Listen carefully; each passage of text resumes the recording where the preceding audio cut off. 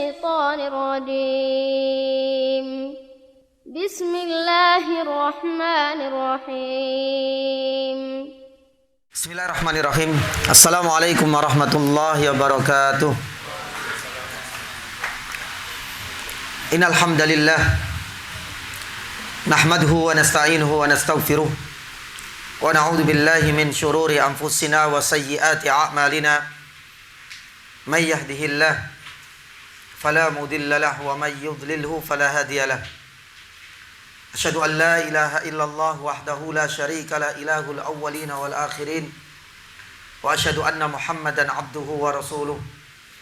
Allahumma salli wa sallim wa barik ala Muhammad wa ala alihi wa ashabihi wa man ihtadahu bihudahu ila yaumiddin, amma ba'd.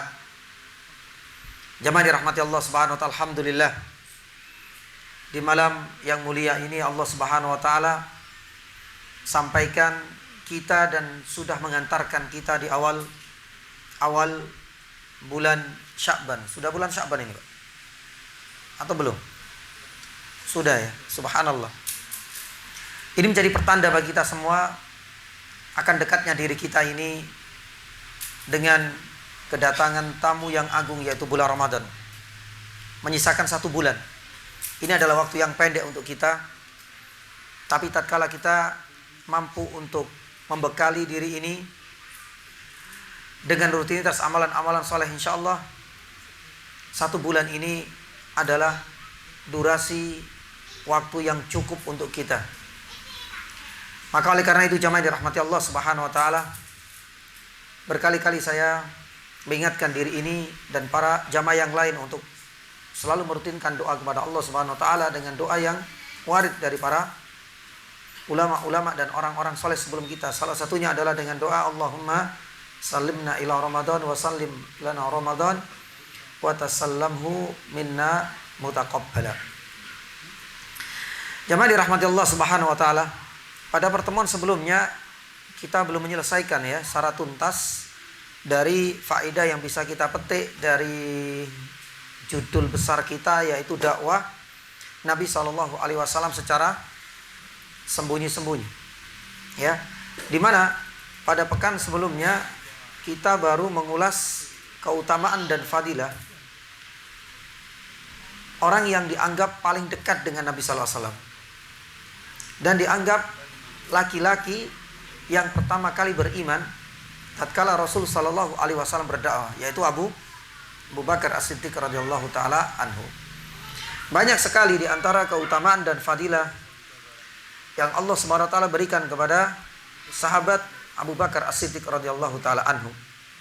Ya, di salah satunya yang pernah kita sampaikan kemarin, bagaimana Allah Subhanahu wa taala memberikan jaminan lewat Nabi sallallahu alaihi wasallam, jangan sekali-kali. Dan ini adalah hukumnya haram menyakiti khalifah yang pertama, yaitu Abu Bakar As-Siddiq. Karena ini bermula dari sebuah kisah adanya sedikit perseteruan antara Abu Bakar As-Siddiq dengan Umar bin Khattab radhiyallahu taala anhu. Yani akhirnya dan endingnya dari kisah ini, Rasulullah sallallahu alaihi wasallam menunjukkan ketidaksukaan dengan sikap Umar bin Khattab yang tidak menerima permintaan maaf dari Abu Bakar. Ya. Lah menunjukkan bagaimana waroknya, zuhudnya, tawaduknya Abu Bakar As-Siddiq radhiyallahu taala anhu ketika sudah menampakkan raut wajah yang tidak suka dengan Umar bin Khattab. Ketika itu juga Abu Bakar langsung ya mengatakan, ya Rasulullah, sebenarnya saya yang salah. Sebenarnya saya yang telah mendolimi haknya Umar bin Khattab radhiyallahu taala anhu. Tapi disinilah Rasulullah SAW memberikan pelajaran berharga kepada para sahabat, terutama kita kaum muslimin. Beliau mengatakan yang bahwasanya jangan sekali-kali kalian menyakiti aku dan menyakiti hatinya Abu Bakar As-Siddiq radhiyallahu taala anhu. Tidak ingatkah engkau dengan jasanya yang begitu besar dari Abu Bakar As-Siddiq radhiyallahu taala anhu? Di saat semua dan kalian semua termasuk Umar bin Khattab radhiyallahu taala anhu dahulu adalah orang yang paling benci dengan dakwahnya Nabi sallallahu alaihi wasallam. Di saat semuanya membenciku, di saat semua mendustakan ya dakwahku, satu-satunya yang mengimani dan membenarkan dakwahku itu adalah Abu Bakar As-Siddiq radhiyallahu taala anhu. Makanya ketika itu Nabi Shallallahu Alaihi Wasallam selepas menyampaikan nasihat ini, semua menangis. Tak terkecuali adalah Umar bin Khattab. Dan ternyata ini menjadi salah satu jaminan. Tak ada yang berani untuk menyakiti hatinya. Itu baru hati. Tidak ada satupun yang berani menyakiti hatinya Abu Bakar As-Siddiq radhiyallahu taala anhu, ya, setelah kejadian ini. Ini adalah salah satu di antara keistimewaan dan termasuk di antara kelebihan yang Allah Subhanahu wa taala berikan kepada Abu Bakar As-Siddiq radhiyallahu taala anhu. Kemudian kita lanjutkan beberapa faedah yang lain yang belum kita tuntaskan. Faedah yang berikutnya adalah keseriusan, ya, seorang dai dalam berdakwah. Ini penting sekali. Ya. Yang bisa kita jadikan sebagai sampel dan contoh dalam keseriusan seorang dai di sini adalah Abu Bakar As-Siddiq. Tentunya Nabi SAW juga serius dalam berdakwah. Yani buktinya Abu Bakar dan orang-orang pilihan termasuk orang bin Nawfal, Khadijah, kemudian Ali bin Abi Thalib, kemudian Zaid ibn Haritha, mereka adalah orang-orang yang berpotensi. Ya. Nah, ini menunjukkan bagaimana seorang dai itu harus punya keseriusan dalam berdakwah. Maka oleh karena itu jamaah yang dirahmati Allah Subhanahu wa taala, pernah kita sampaikan dahulu, setiap yani dai, setiap mubaleh, setiap diri kita ini adalah dai lah ya. Jangan dai itu adalah orang yang punya kajian, yang punya jadwal kemana-mana, tidak. Kita semua adalah dai untuk skup dan lingkungan yang paling kecil, yaitu lingkungan keluarga. Maka tentunya di dalam kita menasihati, di dalam kita mendakwai anggota keluarga kita sendiri, kita harus memiliki beberapa karakter dan beberapa sifat, ya, layaknya seorang dai. Karena dakwah atau nasihat ini adalah tugas mulia.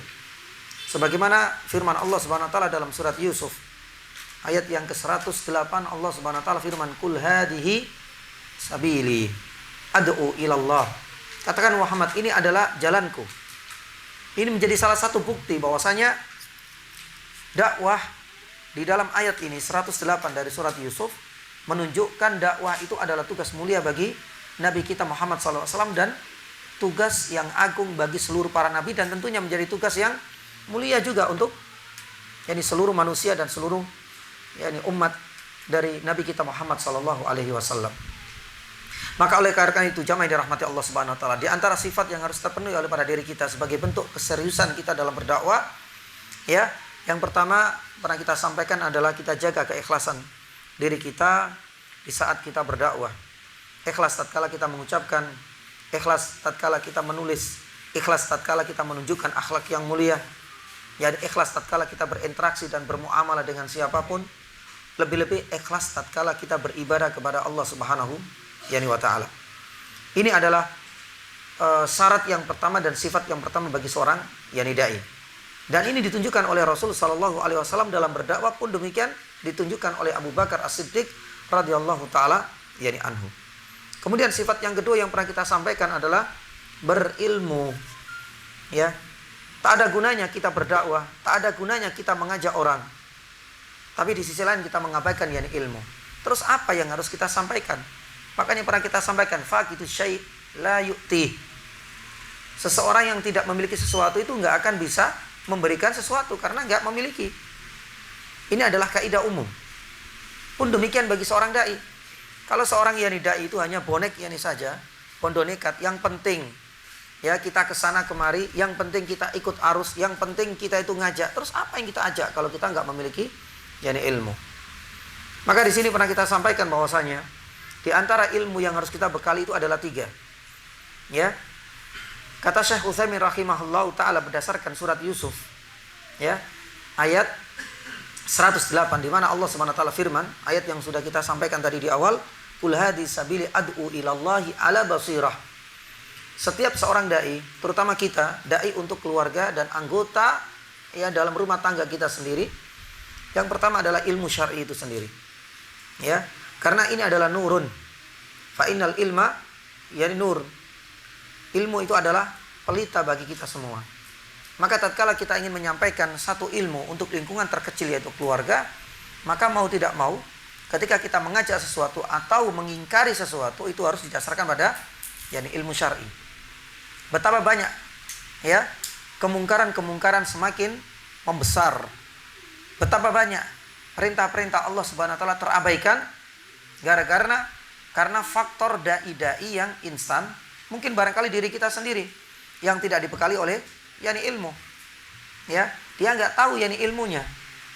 Dikira itu adalah sesuatu yang dianggap lumrah, wajar, bahkan diperkenankan, diperbolehkan secara syar'i, padahal itu adalah hal yang diharamkan sama. Atau yang sebaliknya. Karena dia tidak mengetahui bahwasanya itu adalah perintah yang diperintahkan, yang diwajibkan oleh Allah Subhanahu wa taala. Tapi karena dia tidak memiliki ilmu, akhirnya apa? Banyak kewajiban-kewajiban yang harus terabaikan, bahkan tidak tertunaikan. Maka ini adalah syarat pertama, seseorang itu harus berilmu. Kemudian yang kedua, jamaah yang dirahmati Allah Subhanahu wa taala, itu adalah ilmu tentang objek yang kita hadapi, kata Syekh Utsaimin rahimahullah taala. Jadi ilmu syar'i harus kita pelajari. Yang kedua, itu adalah ilmu tentang objek yang mau kita dakwah. Itu juga penting. Bahasa kita, medan dakwah itu harus kita kuasai. Medan dakwah itu harus kita telusuri, kita survei, dan kita pelajari terlebih dahulu. Makanya salah satu di antara sabda Nabi SAW kepada Mu'adz ibnu Jabal, apa yang disampaikan dan wasiat yang disampaikan oleh Rasul SAW, innaka satati, ya Mu'adz, innaka satati, ya kaum ahli kitabin, engkau akan menghadapi orang-orang yang termasuk orang-orang yang cerdas. Karena ahlul kitab itu dikatakan ahlul kitab, mereka mendapatkan kecerdasan oleh Allah Subhanahu wa taala. Makanya dikatakan ahlul kitab itu beda dengan masyarakat jahiliyah, yang mereka kebanyakan adalah orang-orang yang tidak bisa baca dan tidak bisa tulis. Mereka adalah kebanyakan orang-orang ummi. Sedangkan ahlul kitab, kenapa disebut sebagai kitab? Ya, karena mereka adalah ahlul qira'a wal kitabah. Mereka adalah orang-orang yang bisa membaca dan bisa menulis. Kata Rasulullah SAW, ketika membriefing sebelum diutusnya dan sebelum berangkatnya Mu'adz ibnu Jabal radhiyallahu taala anhu ke negeri Yaman, sudah diingatkan, penting sekali engkau harus tahu watak dan karakter ahlul kitab. Makanya kalau kita di dalam Al-Quran kan banyak kan watak-wataknya ahlul kitab. Salah satunya adalah suka mentahrif, merubah. Salah satunya kalau bertemu dengan orang Yahudi, mereka suka ngeyel. Jadi paling tidak, ini adalah pelajaran berharga bagi seorang dai. Karakternya seperti apa. Sama juga manakala kita ingin mengingkari sebuah kemungkaran dalam lingkungan terkecil, yaitu keluarga. Karakter, lihat dulu anak kita seperti apa, istri kita gimana ini. Kalau dikasih tahu biasanya tambah cerewet atau enggak. Nah ini kan butuh apa? Jurus-jurus jitu, harus tahu dulu karakter mereka. Atau mungkin barangkali kita ingin mendakwai, maaf, bapak kita atau ibu kita, karakternya seperti apa sih? Luluhnya itu dengan apa sih? Nah ini adalah ilmu yang kedua, kata Syekh Utsaimin, harus kita kuasai, harus kita pelajari. Sedangkan ilmu yang ketiga itu adalah tentang metode. Metode seperti apa yang perlu dan rasanya layak kita pakai untuk mendakwai si fulan misalnya. Karena di dalam berdakwah itu kita harus memiliki banyak sekali variasi dalam kita berdakwah. Metode dalam berdakwah itu banyak. Makanya para kita sampaikan jamaah yang dirahmati Allah Subhanahu wa taala, Rasul sallallahu alaihi wasallam menggunakan seluruhnya. Terkadang kisah, terkadang juga dengan perumpamaan, terkadang itu dengan uswah, langsung praktek, melihat kondisi dan situasi yang ada. Kalau seandainya sahabatnya lagi kenceng-kencengnya, itu dengan isyarat disentil sedikit saja mereka langsung kemudian sami'na wa ta'na. Tapi di saat mereka lagi ngambek, ini nggak bisa. Disentil, diperintah pun ini nggak bisa. Dan ini terjadi pada diri Nabi SAW pasca Nabi SAW itu pulang seluruhnya, dalam bahasa mereka pulang dengan tangan hampa. Keinginan mereka untuk bisa melakukan ibadah di kota Makkah ternyata bertepuk sebelah kanan. Karena Nabi SAW lebih condong untuk menerima poin-poin dalam perjanjian Hudaybiyah. Ini yang menjadikan para sahabat agak sedikit kurang bisa menerima di awalnya. Makanya ketika mereka sampai di kota Madinah, Nabi SAW sudah memerintahkan loh ini. Biasanya nggak seperti ini. Wajar ya. Bagaimana bahagianya orang yang mau berangkat ke kota Makkah, ternyata di tengah-tengah suruh balik. Tentunya menimbulkan banyak kecewa. Lah di sini para sahabat sudah diperintahkan oleh Nabi SAW. Tak ada satu di antara mereka yang bergerak. Karena sudah dongkol, menunjukkan agak sedikit kecewa. Lah di sini kemudian Ummu Salamah radhiyallahu taala anha memberikan satu solusi. Bahasa kita, ganti metode yang lain. Kan banyak model dalam kita berdakwah. Kalau seandainya dalam kondisi seperti ini, perintah itu sudah enggak berguna lagi, cari metode yang lain. Nabi SAW keluar dari rumah, langsung kemudian dipraktekkan. Karena perintah Nabi SAW simpel, cuma untuk al-halq, yaitu apa? Mencukur, yakni rambut. Ya bahasa kita biasanya itu tahallul. Ya bahasanya orang-orang yakni Indonesia itu namanya tahallul. Diperintahkan gak ada yang mau, jemaah. Lah disinilah kesempatan bagi Nabi SAW setelah mendapatkan nasihat yang berharga dari Ummu Salamah, Nabi keluar gak mengucapkan satu kata pun. Yang dilakukan Nabi SAW langsung mencukur. Subhanallah, ketika para sahabat yang tahu, ternyata subhanallah, hal ini meluluhkan yakni hati mereka. Semuanya langsung ikut, semuanya langsung berebutan, sampai dalam riwayat kada yataqatal ba'dum ba'dun. Sampai mereka saking berebutnya itu sampai hampir berbunuh-bunuhan, karena yang dipakai itu adalah bukan alat cukur elektrik sebagaimana kita miliki. Ya kadang-kadang pakai pedang, kadang-kadang pakai pisau yang tajam. Mereka berebut siapa di antara mereka yang paling pertama mengikuti apa yang dilakukan, yang dikerjakan oleh Nabi SAW. Subhanallah. Nah ini juga yang penting yakni sekali yakni jamaah. Yani intinya ya di antara metode-metode dakwah, insya Allah di antara para jamaah ini sudah bisa mencerna dengan baik. Kalau seandainya dirasa lewat kajian tabligh akbar, ya itu baik bagi mereka, laksanakan. Kalau seandainya lewat akhlak yang baik, karena mungkin yang kita nggak bisa menyampaikan dengan tutur kata yang indah, ya silakan. Ya potensi yang kita miliki kita manfaatkan dan kita optimalkan semaksimal mungkin. Ya dengan hadiah, dengan yakni senyuman, ini adalah bagian dari metode dakwah yang harus kita yakni praktekkan. Makanya yakni jamaah dirahmati Allah Subhanahu wa taala, ini adalah yang kedua. Ya, sifat yang ketiga bagi seorang dai itu adalah mengamalkan. Menjaga keikhlasan, membekali diri kita dengan ilmu dari tiga hal tadi. Kemudian yang ketiga adalah mengamalkan. Ya, jangan sampai kita terkena yakni murka Allah Subhanahu wa taala. Sebagaimana termaktub di dalam surat As-Saff ayat yang kedua sampai ayat yang ketiga. Ya ayyuhalladzina amanu lima taquluna ma la taf'alun. Kabura maqtan indallahi an taqulu ma la taf'alun. Yani jangan sampai kemudian kita hanya menyampaikan, ngajak-ngajak orang, tapi kenyataannya kita sendiri adalah orang yang pertama kali mengingkarinya. Maka oleh karena itu, ingatlah dengan sebuah ancaman ya yang disebutkan oleh Nabi SAW. Ketika Nabi SAW diperlihatkan di antara orang-orang yang terkena ya azab yang pedih di neraka nantinya, Nabi SAW disaksikan. Ya, Nabi SAW diperlihatkan ada seseorang yang ususnya itu terurai. Jadi subhanallah. Dan itu kemudian muter-muter yang menjadikan para penduduk neraka itu menyaksikan sendiri bagaimana engkau bisa masuk di sini dan bagaimana engkau diadab dengan azab dan hukuman yang amat pedih ini. Apa jawaban dari orang yang diadab itu dan dipersaksikan, dipertontonkan di hadapan yakni orang yang cukup banyak itu? Dia mengatakan bahwasanya dahulu ya aku memang suka mengajak, suka ngomong. Ya, tapi kenyataannya aku adalah orang yang terdepan untuk menolak dan enggan melaksanakannya. Dan ini adalah hasil yakni dari perbuatanku yakni sendiri. Maka oleh karena itu jamaah dirahmati Allah Subhanahu wa taala, ya ini sangat penting sekali. Ya, antara ucapan dan perbuatan itu harus yakni selaras. Dan ini yang ditunjukkan oleh Nabi SAW. Pernah kita sampaikan yakni dahulu bagaimana Nabi SAW ketika memerintahkan sesuatu, pasti Nabi SAW adalah orang yang paling menjaga ucapan dan perbuatannya. Nabi SAW nyuruh sholat malam yakni misalnya, subhanallah. Bahkan paling kenceng Nabi SAW sholat malamnya kan. Makanya sampai kakinya yakni bengkak. Jadi Nabi SAW itu adalah ya uswah, suri tauladan yang benar-benar yakni aplikatif banget. Nabi SAW yakni bukan sekedar orator ulung, hanya memerintahkan ini, memotivasi ya. Bukan seperti para motivator. Kadang-kadang motivator itu ya hanya motivasi ini saja. Adapun hasilnya apakah dia mengerjakan untuk dirinya sendiri itu adalah perkara lain. Tapi Nabi sallallahu alaihi wasallam ini enggak. Pun demikian dalam hal yang lain yakni sedekah yang misalnya. Rasulullah sallallahu alaihi wasallam tidak diam. Ya, hanya kemudian mengucapkan dan melontarkan ucapan kemudian Nabi sallallahu alaihi wasallam berdiam diri enggak.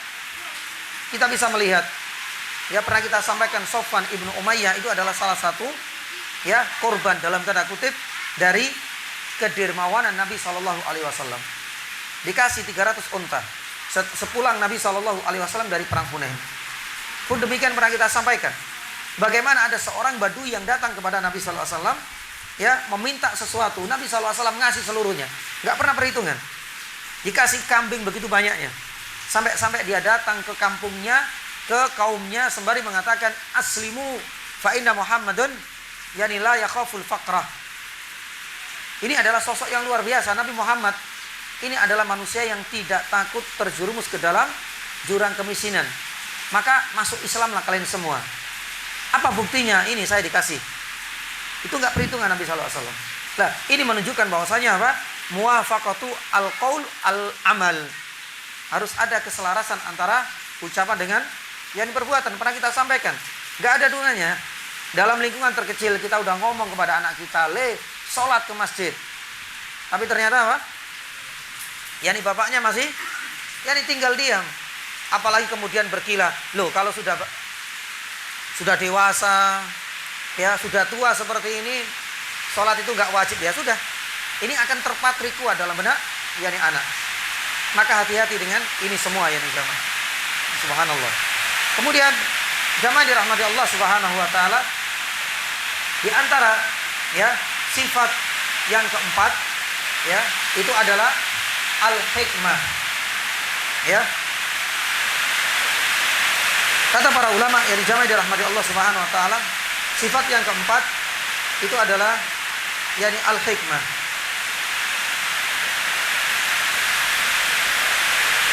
Hikmah itu artinya ya menunjukkan kelemah lembutannya dan memposisikan sesuatu itu sesuai dengan porsinya. Itu hikmah. Coba kita lihat bagaimana hikmahnya Nabi Shallallahu Alaihi Wasallam ketika menghadapi orang awam. Maaf, orang yang tidak memiliki ya kemampuan intelektual yang tinggi. Ketika datang seorang badui masuk ke masjid, kemudian langsung kencing di pojok ya di masjid. Subhanallah. Nabi Shallallahu Alaihi Wasallam menunjukkan sikap yang berbeda dibandingkan para sahabat yang lain. Para sahabat langsung marah-marah. Seandainya posisinya sama, ya, dan kita adalah pelaku sejarah, pasti kita pun akan marah. Tapi Nabi Shallallahu Alaihi Wasallam berbeda. Sampai Nabi Shallallahu Alaihi Wasallam mengatakan, mah, tinggalkan dulu, biarkan selesaikan dia untuk kencingnya. Nabi SAW ini menunjukkan apa? Hikmahnya, bijaksananya dalam mengambil sebuah keputusan. Karena tahu keputusan seorang hakim, seorang yang bijak itu akan berpengaruh dalam keberlangsungan dakwah. Terutama ketika seseorang itu merasa terzalimi. Ini adalah bagian dari apa? Akhlak yang mulia yang ditujukan oleh Nabi Shallallahu Alaihi Wasallam. Makanya kemudian Nabi Shallallahu Alaihi Wasallam itu memberikan edukasi. Nabi Shallallahu Alaihi Wasallam memberikan nasihat kepada para sahabat. Bayangkan kalau seandainya kita semua sudah marah semenjak awal, apalagi kita pukuli, kemungkinan besar kerugian, madarat itu akan kita rasakan. Satu, orang ini sudah nggak akan mau lagi masuk masjid. Yang kedua, keinginan untuk masuk Islam pun akan menjadi mustahil yang baginya. Yang ketiga, akan memunculkan apa? Dendam dan kemurkaan terhadap orang-orang Muslim. Yang keempat, seandainya orang yang kita musuhi itu ternyata orang-orang yang termasuk public figure misalnya, dia kepala suku misalnya, ini madorotnya lebih besar. Dia bisa saja memobilisasi kaumnya, dia akan yang bisa kemudian menyampaikan kepada pegawai-pegawainya, kepada rakyatnya untuk memusuhi dakwanya Nabi Shallallahu Alaihi Wasallam. Ya, orang yang hakim, hikmah itu adalah orang yang tepat ketika mengambil sebuah yang kebijakan. Makanya Allah Subhanahu wa taala berfirman di dalam surat An-Nahl ayat 125. Ud'u ila sabili rabbika bil hikmah. Ya, adapun yang terakhir yang jamaah dirahmati Allah Subhanahu wa taala, bagi seorang dai itu harus membekali dirinya dengan kesabaran. Allah Subhanahu wa taala mengingatkan diri kita dengan nasihat yang berharga dari Luqman kepada putranya yang pernah kita sampaikan. Ya bunayya wa aqimis shalah wa'mur bil ma'ruf wanha 'anil munkar. Ditutup dengan apa? Wasbir ala ma asabak.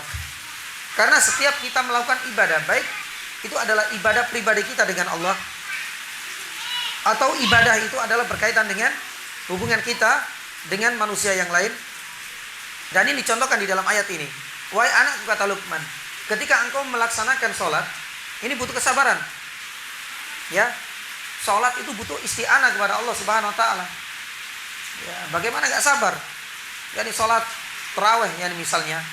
Ya, kita lihat banyaknya orang yang tidak membekali mereka dengan kesabaran, yang akhirnya sholat tarawih itu hanya bertahan 1 pekan, 2 pekan, habis itu sudah mengalami banyak kemajuan sholatnya. Itu seakan-akan menjadi kisah yang berulang-ulang setiap tahun seperti ini. Ya, makanya di dalam sholat itu butuh kesabaran. Allah Subhanahu wa taala firman, "Aqimis sholati wa'mur bil ma'ruf." Tatkala kita menyampaikan 1-2 nasihat kepada orang lain, itu butuh kesabaran. Bayangkan Nabi SAW berdakwah 23 tahun. Sedangkan kita sendiri mungkin belum sampai pada masa dan waktu sepanjang itu. Tapi kenyataannya kita selalu menuntut agar hasil itu segera terwujudkan. Padahal bukan itu tujuan kita ya. Yang penting kita selalu dan berada di atas prinsip dakwah, meskipun kenyataannya kita sebagai pelaku dakwah tidak sampai merasakan hasilnya. Nabi SAW pun sama jamaah. Rasul SAW mendidik kader-kadernya. Nabi SAW belum merasakan hasilnya bagaimana Islam itu sampai ke Andalus. Andalus itu di mana? Di Spanyol. Nabi SAW belum bisa merasakan bagaimana Islam itu sampai ke Bukhara, bagaimana Islam itu sampai kepada Cina. Ya, karena itu bukan tuntutan kita jamaah. Yang penting ada keseriusan di sini. Sebagaimana faedah bisa kita petik. Kita tetap membimbing, kita tetap mengajak, kita tetap menasihat, kita tetap berdakwah. Kalau seandainya jatah usia kita sudah habis, alhamdulillah. Sekalipun kita belum merasakan hasilnya. Karena merasakan hasil itu bukan suatu kewajiban yang harus ada pada setiap dai. Makanya Nabi SAW itu pun sama belum merasakan. Yang merasakan itu adalah Umar bin Khattab. Itu adalah orang yang pertama kali ketika ekspansinya Futuhat al-Islamiyah itu sudah menjarah ke berbagai negeri. Itu baru terjadi di zamannya Umar bin Khattab. Sudah mulai meluas wilayah kaum muslimin saat itu. Baru kemudian nantinya sampai ke Andalus, sampai kepada Cina. Ya, lewat Abu Muslim Al-Khurasani ada mengatakan demikian. Subhanallah. Maka jamaah dirahmati Allah Subhanahu wa taala, ini penting sekali, tetap kita harus jaga kesabaran di dalam setiap kita berdakwah atau di saat kita menyampaikan nasihat. Makanya Allah Subhanahu wa taala berfirman di dalam surat Al-Asr, "Wal 'asr innal insana lafi khusr illal ladzina amanu," beriman, wa amilus sholihat, beramal saleh, wa tawasau bil haq. Semuanya ini membutuhkan sifat yang terakhir, wa tawasau bis sabr. Kenapa sabr ini ditaruh di akhir? Karena setiap orang yang beriman itu butuh kesabaran. Makanya di antara kita ada yang enggak sabar beriman. Sudah di usia senja malah memproklamirkan untuk murtad dari Islam. Waliyadzubillah. Berarti dia enggak sabar dalam menjaga akidah dan keimanannya. Pun demikian, wa amilus sholihat ini butuh kesabaran. Bagi seorang dai pun sama, ketika bernasihat, menyampaikan dan ini itu di saat banyak orang yang mencelanya, di saat orang banyak yang menghinanya, membulinya, butuh kesabaran. Pun demikian di saat kita itu beramal soleh, secara pribadi antara diri kita dengan Allah Subhanahu wa taala. Persis yang salat tarawih misalnya. Persis dengan tilawatul Quran misalnya. Kita sendiri nggak sabar. Apa buktinya? Sudah berapa hari kita tinggalkan Al-Quran. Al-Quran sudah mulai berdebu. Al-Quran sudah mulai lusuh. Baru sudah mendekati Ramadan kita buka kembali. Ini menunjukkan ketidaksabaran kita dalam beramal yang saleh. Pun demikian tatkala kita menyampaikan dakwah kepada orang lain, wa tawasau bil haq, itu butuh apa? Yang kesabaran. Ya. Kalau nggak sabar ya sudah, mutung terus. Makanya kenapa malumin? Nabi Yunus alaihi salam itu mendapatkan celaan dari Allah Subhanahu wa taala. Karena beliau nggak sabar ketika berdakwah kepada kaumnya. Akhirnya Allah Subhanahu wa taala menguji Nabi Yunus alaihissalam harus melalui beberapa tahapan-tahapan ujian. Salah satunya ditelan oleh ikan besar. Faltaqamahul hutu wa huwa mulim. Dia menjadi tercela gara-gara meninggalkan segera untuk mendakwai kaumnya, merasa kaumnya sudah tidak mau menerima dakwanya. Ini tidak bisa kita terima ya saudara. Butuh kesabaran. Dan ini adalah pelajaran yang paling berharga bisa kita petik dari kisahnya Nabi Yunus alaihissalam. Baik, jamaah yang dirahmati Allah Subhanahu wa taala. Disinilah kemudian ada beberapa hasil dari keseriusan yang pernah dilakukan oleh Abu Bakar As-Siddiq radhiyallahu taala anhu dalam berdakwah. Ketika dia radhiyallahu taala anhu menjaga keikhlasannya dalam berdakwah, bijak, membekali dirinya dengan ilmu, selalu menselaraskan antara ucapan dengan perbuatan, sabar dalam berdakwah. Subhanallah, ternyata Allah Subhanahu wa taala menunjukkan hasilnya. Meskipun tidak seluruh masyarakat jahiliyah masuk Islam, menerima dakwanya Nabi secara keseluruhan, tapi paling tidak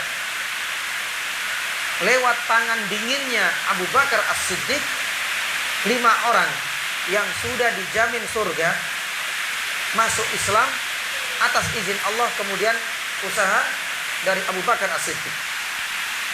Dan kebetulan 5 orang ini adalah manusia-manusia super. Mereka adalah orang-orang yang punya potensi. Utsman ibn Affan radhiyallahu taala anhu. Utsman ibn Affan, kalau kita lihat kisahnya, beliau masuk Islam melalui perantara Abu Bakar As-Siddiq. Yang kedua, Abdurrahman ibn Auf masuk Islam lewat perantara Abu Bakar As-Siddiq. Pun demikian dengan Sa'ad ibn Abi Waqqas masuk Islam lewat perantara Abu Bakar. Pun demikian dengan Zubair ibn Awwam. Pun demikian dengan Talha ibn Ubaidillah. Jangan dirahmati Allah Subhanahu wa taala. Ternyata 5 orang yang masuk Islam lewat perantara Abu Bakar As-Siddiq radhiyallahu taala anhu diganjar oleh Rasul sallallahu alaihi wasallam. Mereka adalah 5 dari 10 orang yang dijamin masuk dan surga. Subhanallah. Makanya para ulama mengatakan yang bahwasanya yang jamaah dirahmati Allah Subhanahu wa taala, ini memang butuh keseriusan. Meskipun enggak seluruhnya, tapi ada keseriusan yang ditunjukkan oleh Abu Bakar As-Siddiq radhiyallahu taala anhu. Bahasa kita, dakwah tetap harus tegakkan. Kebenaran harus tetap disuarakan. Makanya Profesor Dr. Zaid ibnu Abdul Karim Ali Zaid dalam kitabnya itu pernah menyitir sebuah kisah nyata. Terjadi ketika negara Aljazair itu dijajah oleh negara Prancis. Ya, Aljazair, Maroko, ini adalah di antara beberapa negara yang dijajah oleh negara Prancis waktu itu. Nah, di sini ada salah satu ulama karismatik yang bernama Syekh Abdul Hamid Al-Jazairi. Syekh Abdul Hamid Al-Jazairi adalah rujukan bagi para penduduk Jazair ketika itu. Dipanggil oleh pejabat dan komandan yang diutus oleh negara Prancis untuk menjadi duta, menjadi pemimpin di negara Aljazair. Dipanggil. Syekh Abdul Hamid itu diberikan dua pilihan. Pilihan pertama, engkau tinggalkan dakwamu ini, nyawamu terselamatkan. Ya. Atau engkau tetap berdakwah, menasehati penduduk Jazair, nyawamu menjadi taruhan. Atau mungkin barangkali dia akan mendapatkan siksaan. Coba kita lihat bagaimana jawaban dari Syekh Abdul Hamid Al-Jazairi rahimahullah ta'ala, ulama karismatik yang waktu itu masih hidup di masa-masa penjajahan Perancis. Beliau mengatakan, saya nggak bisa meninggalkan. Dakwah ini adalah kewajiban yang harus selalu ditegakkan oleh seorang muslim dimanapun dia berada. Kata beliau, seandainya saya itu dikumpulkan dengan orang-orang yang sedang berpesta, pasti aku akan sampaikan dakwah di situ. Seandainya aku dikumpulkan dengan orang-orang yang ada di pasar, kewajiban dakwah pasti akan aku suarakan. Dan sekalipun aku nanti dijebloskan ke dalam penjara, aku pasti akan mendakwai para narapidana. Dan seandainya, kata beliau, engkau membunuh satu jiwa, yaitu membunuhku, pasti hal ini akan menyisakan dendam bagi para penduduk yakni Jazair. Gak bisa dakwah itu diredam. Engkau ancam aku dengan seperti itu gak akan bisa mengubah pendirianku untuk tetap berdakwah dimanapun saya berada. Makanya Syekh yakni Abdul Hamid Al-Jazairi mengatakan apa? Dia mengatakan, ya sudah, engkau diam saja, atau paling gak engkau balik lagi lah. Karena yang namanya dakwah itu gak bisa diredam. Ini sudah menjadi harga mati bagi kita semua. Karena ini adalah kewajiban yang melekat pada diri seorang yakni muslim. Dimanapun kita berada, kapanpun yakni kita berada.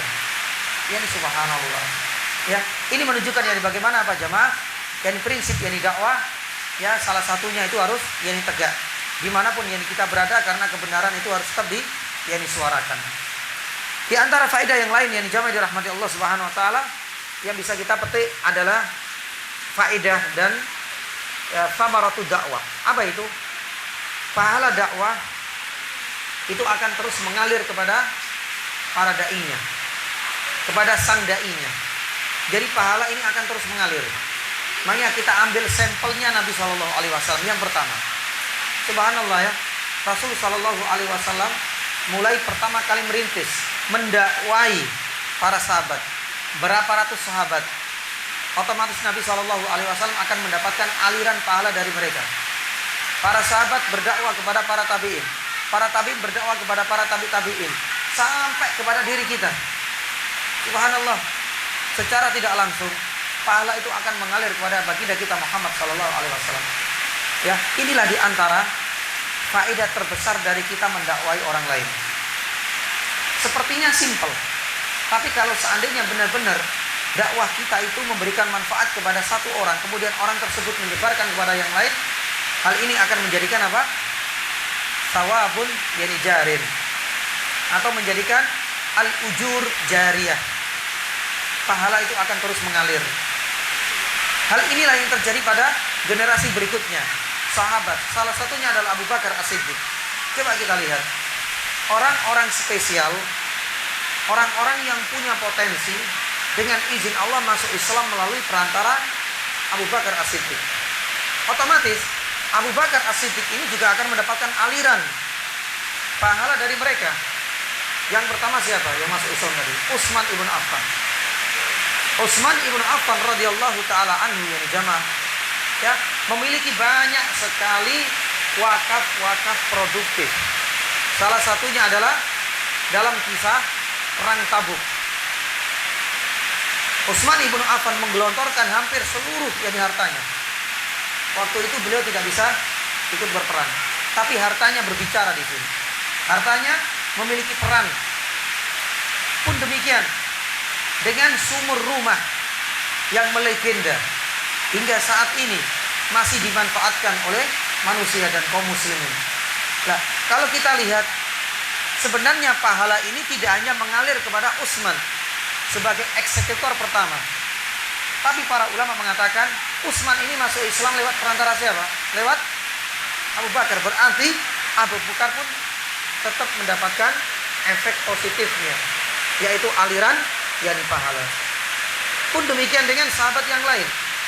Abdurrahman ibnu Auf yang misalnya terkenal dengan kedermawanannya karena beliau adalah seorang pedagang. Bagaimana Abdurrahman ibnu Auf itu suka berderma, suka berbagi dengan yang lain.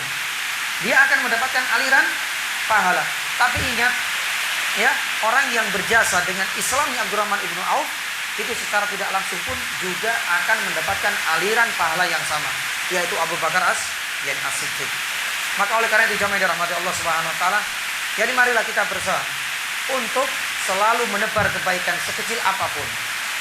Ya, karena di saat ya, nasihat kecil, nasihat yang dianggap remeh itu memberikan manfaat kepada yang lain, insya Allah aliran dana itu akan memberikan manfaat kelak nantinya sekalipun kita sudah meninggalkan alam dunia ini.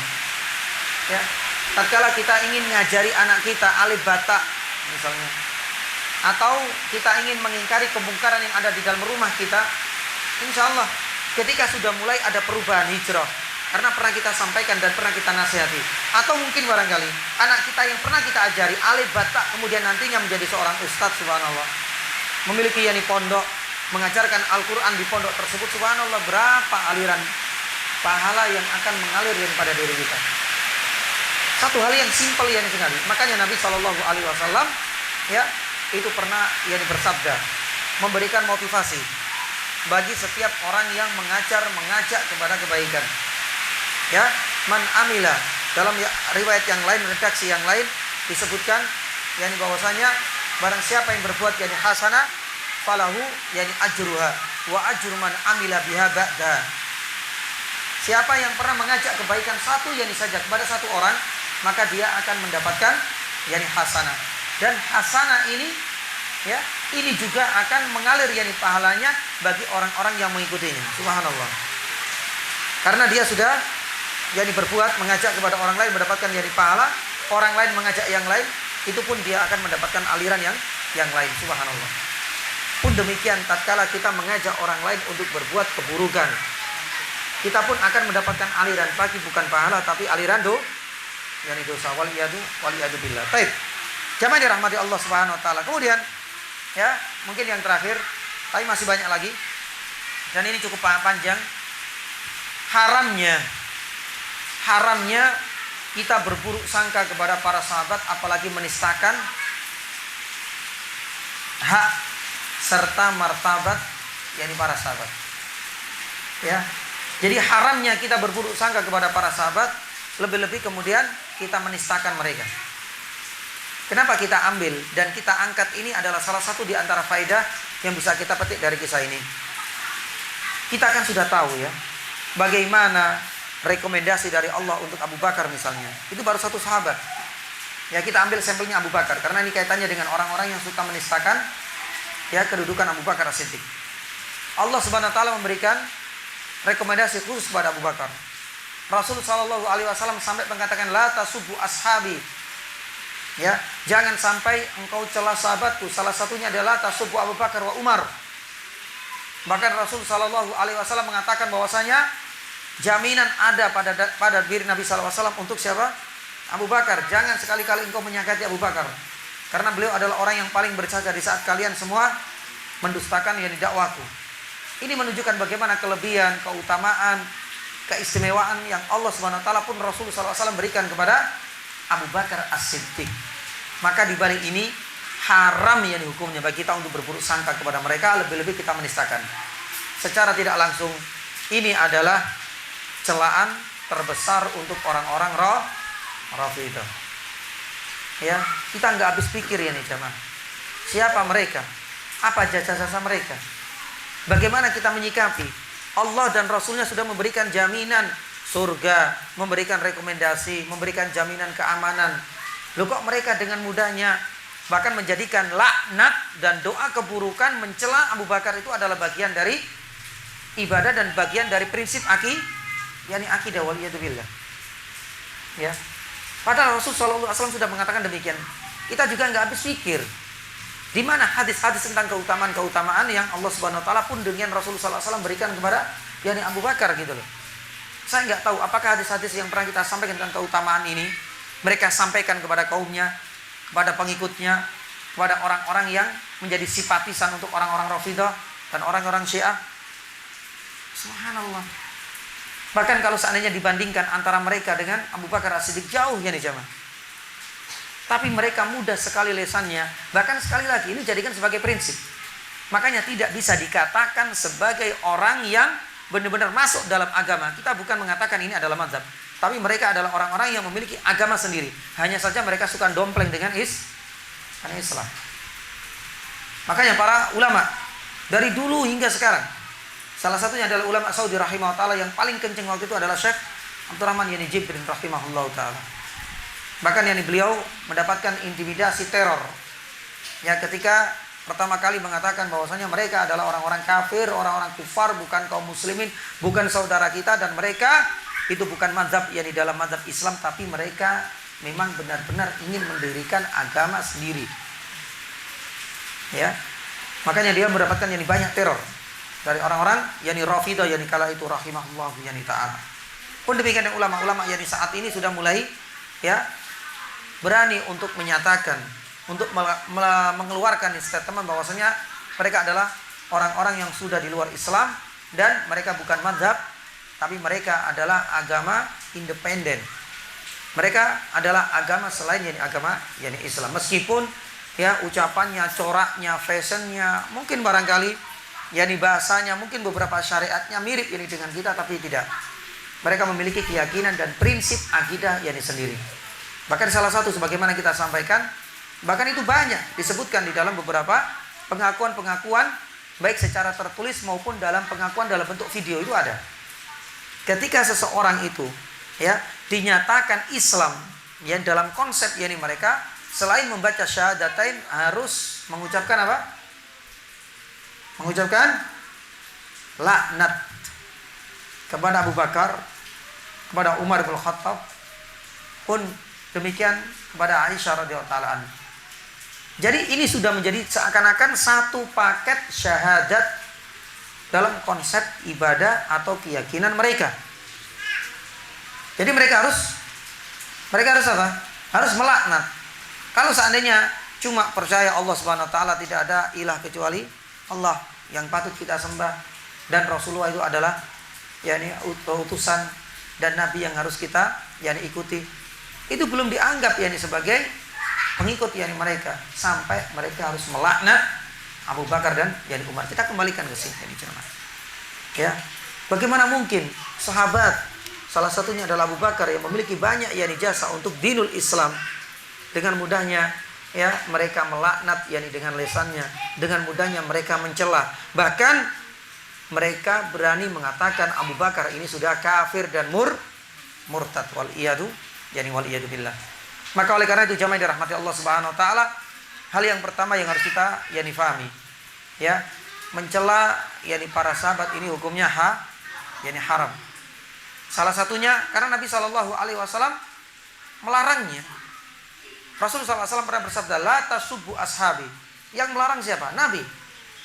Tapi subhanallah, mulut-mulut kotornya orang-orang Rafidhah ini dengan mudahnya menghina, menistakan, mencela, bahkan mengkafirkan para sahabat yang mulia, terutama adalah Abu Bakar As-Siddiq. Padahal Nabi SAW sudah melarangnya. Terus apakah kemudian kita masih menjadikan mereka dan mengkategorikan mereka di antara barisan kaum muslimin? Tentunya tidak. Karena ini adalah bagian dari akidah Ahlussunnah wal Jamaah, itu harus benar-benar apa? Harus menghargai, menghormati para sahabat dan hukumnya haram mencela mereka. Apa alasan yang lain? Karena para sahabat itu adalah orang-orang yang Allah Subhanahu wa taala sudah ridhoi. Makanya di dalam surat At-Taubah ayat yang ke-100, di mana di sini Allah Subhanahu wa taala menceritakan dalam potongan ayatnya, radhiyallahu anhum wa radu an. Allah ridho dengan mereka, mereka pun ridho. Dan ini adalah rekomendasi langsung dari langit. Dan ini adalah wahyu yang bisa kita baca dan kita temukan di dalam Al-Qur'anul Karim. Dan hanya berlaku bagi para sahabat, tidak berlaku bagi umat yang setelahnya. Tidak berlaku yang bagi generasi setelahnya. Apalagi kita. Apalagi orang-orang Rafidhah, subhanallah. Mereka nggak mendapatkan ini apapun. Sedangkan mereka sudah mendapatkan rekomendasi, pujian dari langit. Ada di dalam surat At-Taubah. Maka ini menunjukkan bahwasanya apa? Hukumnya haram kita mencela, menistakan, apalagi kemudian menghina sampai mengkafirkan para sahabat ridwanullahi taala alaihim. Nah, maka di sinilah kemudian jamaah dirahmati Allah Subhanahu wa taala, para ulama menyebutkan bahwasanya ini hati-hati karena masuk dalam akidah Ahlussunnah wal Jamaah. Ya,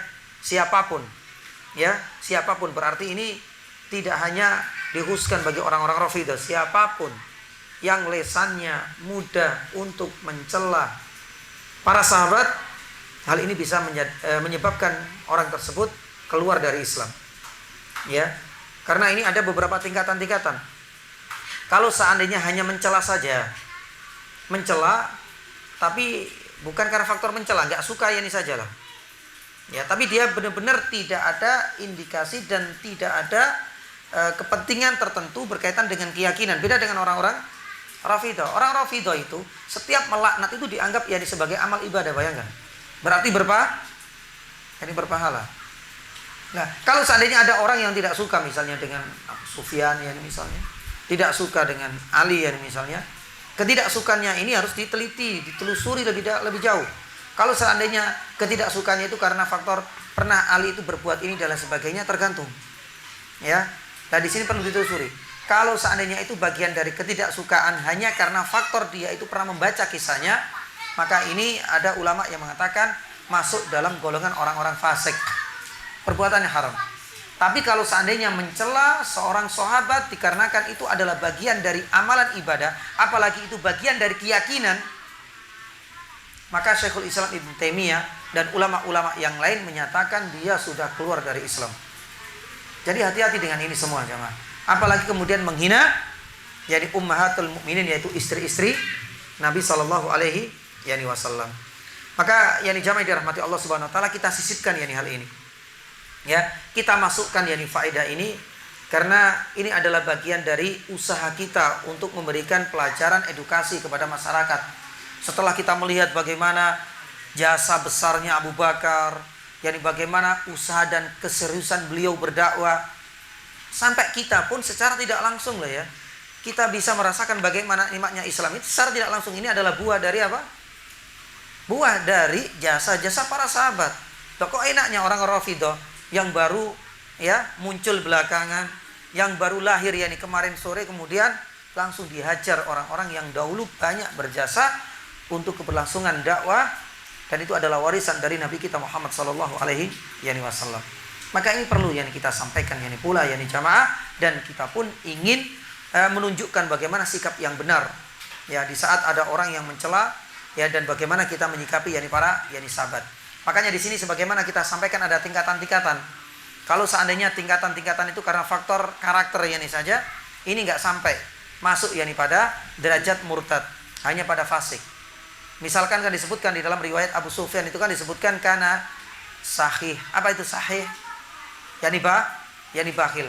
Saya nggak suka dengan sosok Abu Sufyan misalnya, karena dia adalah orang yang bakhil. Tergantung. Kalau seandainya bakhilnya itu karena faktor satu riwayat yang pernah menyebutkan akan hal itu, maka dia termasuk fasik. Tapi kalau seandainya Abu Sufyan itu dicela bakhilnya, tapi itu adalah bagian dari keyakinan dia, apalagi kemudian mengkafirkan, sudah selesai. Dia sudah dianggap murtad. Maka hati-hati kita jaga lisan kita jamaah, jangan sampai kita berburuk sangka kepada para sahabat. Makanya para ulama hadis sudah mengatakan as-sahabatu kulluhum udul. Para sahabat seluruhnya itu adalah orang-orang yang adil. Orang-orang adil itu adalah orang-orang yang subhanallah derajatnya paling tinggi kalau dalam ilmu hadis. Ucapannya selaras dengan perbuatannya. Ya, setiap riwayatnya itu langsung kemudian bisa diterima. Ya, pun demikian bagaimana tingkat keimanan dan akhlak serta ketakwaan mereka itu tidak bisa dibandingkan dengan generasi setelahnya, tabiin, apalagi dengan kita semua. Itu menunjukkan apa? Al-udul pada diri sahabat, dan itu hanya berlaku pada sahabat. Tabiin saja nggak berlaku. Tabiin nggak berlaku. Apalagi kita, subhanallah. kita lebih dominan fisiknya daripada fasiknya daripada keadilan yani kita. Maka oleh karena itu yani jamaah dirahmati Allah Subhanahu wa taala, ini adalah di antara yani beberapa yani faedah yang bisa kita petik yani dari dakwah Nabi sallallahu alaihi wasallam secara sembunyi-sembunyi. Ya, sebagaimana kita sampaikan yani tadi kita sebutkan di antaranya adalah keseriusan kita dalam berdakwah. Yani jangan sampai kita berhenti, jangan sampai ada kata pensiun. Kalau seandainya preman bisa pensiun, yani PNS yani ada masa pensiun, tapi yang namanya seorang dai nggak ada yang namanya kata yani pensiun.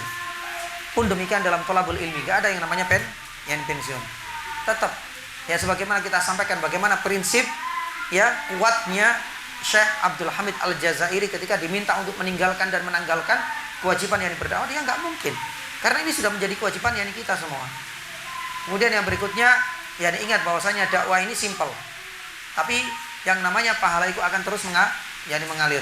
Maka jaga lisan kita, jaga hati kita, dan jaga pula seluruh anggota badan kita agar yang keluar itu adalah kata-kata atau nasihat yang mulia. Karena inilah yang akan bisa memberikan manfaat, dan manfaat itu akan terus mengalir kepada diri kita meskipun kita sudah meninggalkan alam fana ini.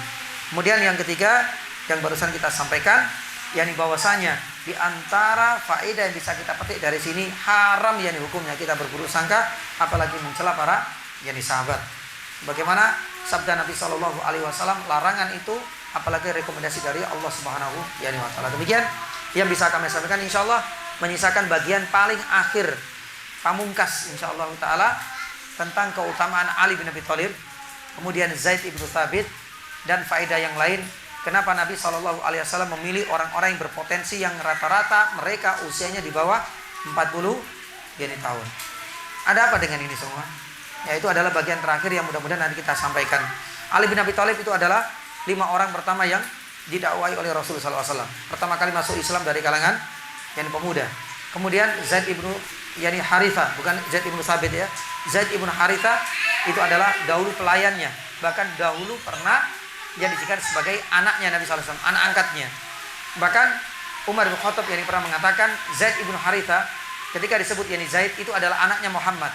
Zaid ibnu Muhammad. Ya, akhirnya kemudian adopsi di dalam fikih Islam itu akhirnya kemudian dihapus. Sudah nggak boleh lagi. Ya, kalau seandainya kita membiayai anak angkat dalam tanda kutip hanya secara finansial, kita kasih nggak ada masalah. Tapi kalau sampai menisbatkan dalam nasab masuk kakak misalnya, nah ini yang diharamkan.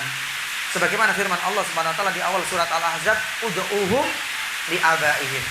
Dan ayat ini menjadi dalil dilarangnya adopsi sampai menisbatkan anak angkat kepada si bapaknya. Demikian yang bisa kami sampaikan. Kalau ada pertanyaan monggo dipersilakan ya misalnya. Ada pertanyaan? Jadi subhanallah, kencang sekali ya. Allahumma shayyiban nafian. Jangan lupa kita banyak berdoa. Ya, ini adalah masa di mana banyak ujian dari Allah Subhanahu wa taala. Bagi kita mungkin hujan ini adalah rahmat. Tapi coba kita lihat saudara-saudara kita baru-baru ini di mana? Serang ya. Di Serang di Banten. Ya. Ternyata ujian yang kita rasakan hari ini rahmat, bagi mereka ini adalah sebuah musibah. Banjir bandang yang melanda saudara-saudara kita di Serang Banten. Ya subhanallah. Maka kita banyak bersyukur kepada Allah Subhanahu wa taala atas nikmat hujan ini. Tapi kalau sudah hujan berhari-hari, nggak ada salahnya kita berdoa kepada Allah Subhanahu wa taala, dan ini adalah bagian dari adab Allahumma hawalaina wala alaina. Ya. Baik, demikian yang bisa kami sampaikan, mudah-mudahan ada faedahnya. Kita tutup dengan doa majelis. Subhanallah, asyhadu an la ilaha illa anta astaghfiruka wa atubu ilaik. Wassallallahu ala nabiyyina Muhammadin wa ala alihi washabihi wasallam. Assalamualaikum warahmatullahi wabarakatuh.